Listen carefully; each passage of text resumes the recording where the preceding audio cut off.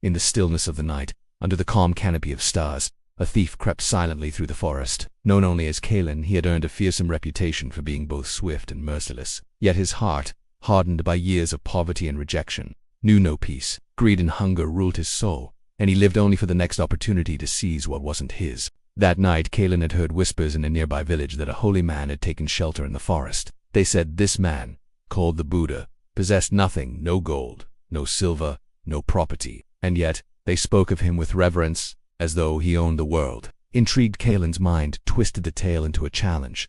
If he owns nothing, then I'll leave with something. No man sleeps in peace in this forest while I go hungry. So with stealth and determination, Kalen followed the path through the trees. He soon came upon a clearing where a solitary figure sat cross-legged, eyes closed, posture still. The soft moonlight revealed a calm face, deeply serene and entirely unafraid. Kalen crept closer, expecting the man to wake, to tremble, to plead. But the Buddha did neither. In fact, he opened his eyes and looked directly at Kalen, not with fear or anger, but with a gentle smile. "You have come," the Buddha said softly. "What is it that you seek, friend?" Caught off guard by the welcome, Kalen hesitated.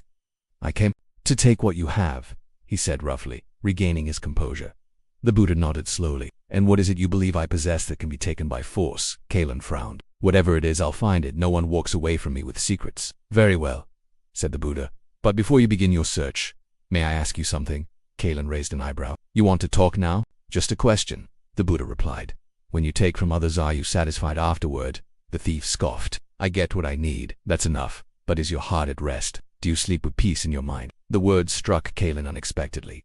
Peace was not a luxury he knew. Sleep came only from exhaustion, never from contentment. The Buddha continued, "There is a treasure within you that you have forgotten, a wealth greater than gold, more satisfying than any meal, deeper than any cave you could hide in." Kalen sneered.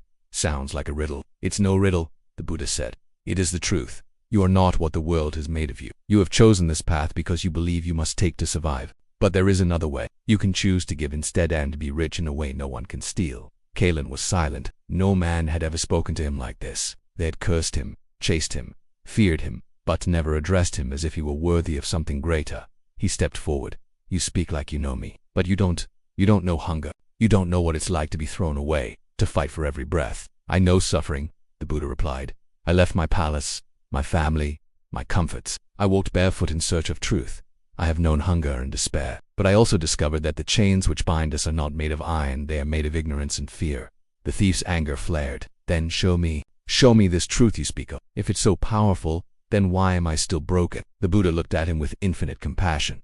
"Because you have yet to look within." Kalen dropped to his knees, confused and angry. "I don't know how. I don't know anything except how to survive. My hands are stained. My life is ruined." "No life is beyond redemption," said the Buddha gently. "A cup that has held poison can still hold nectar if it is washed. You are not the sum of your past actions, you are the potential of your future choices."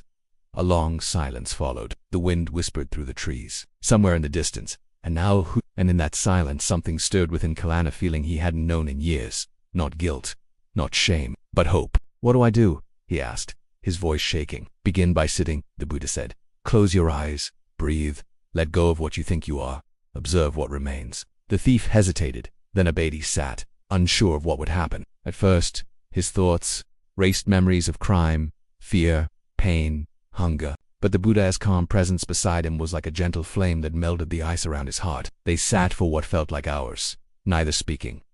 The night passed quietly. When dawn broke, the first light of morning filtered through the trees, and the thief opened his eyes. For the first time in years, he felt still. The Buddha smiled. "You have taken your first step." Kalen looked at him. "Is it really possible to change?" "Yes," the Buddha replied. "As the moon reflects in a muddy pond when the water settles, your true self will reflect in the stillness of your mind. But it will take effort, honesty, and patience." Kalen stood slowly. He looked at his hands, once tools of theft. "I don't know where to begin." "Begin by helping someone today," said the Buddha. "Give instead of taking. Speak truth instead of lies. Walk with kindness, even if only for one step. That is enough for now." With a nod, the thief, no longer just a thief, turned and walked back toward the village, not to steal, but to serve. And though his journey would be long and hard, he carried within him a spark, a seed planted by a man who owned nothing, yet gave everything. And from that night on, the story of the thief who tried to rob the Buddha was told across villages, not as a tale of crime, but as a testament to transformation. For even in the darkest heart a light can be kindled.